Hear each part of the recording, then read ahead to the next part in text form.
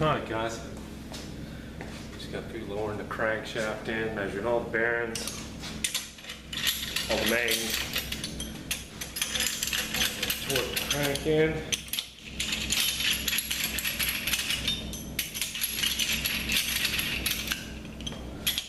All my tolerances look great. I always measure my bearings.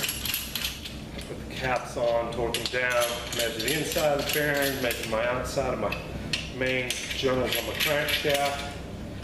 Then I know how many thousandths clearance I have. A lot of people don't like using the assembly loop because it puts too much drag on the motor. Well, I like using it. I've always used it. And it's always done good for me. Darren don't like to use these on the Volkswagens. He says it puts too much drag and he can't tell if there's any bearing grab or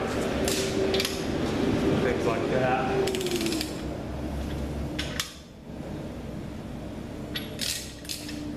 Alright. See if y'all are in my viewfinder. Yep. Okay.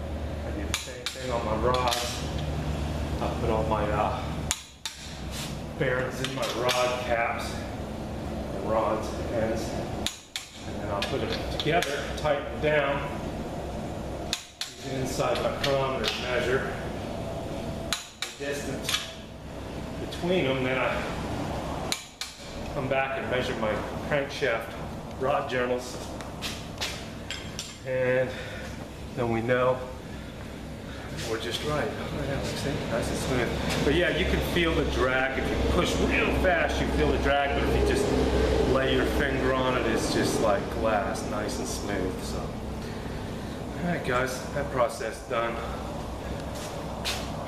Next one will be putting the pistons on the rods and measuring the rod bearing surface. Make sure we're in our tolerance. It's getting together here. Alright, y'all. Thanks for watching. It's the 396 build. Alright, take care.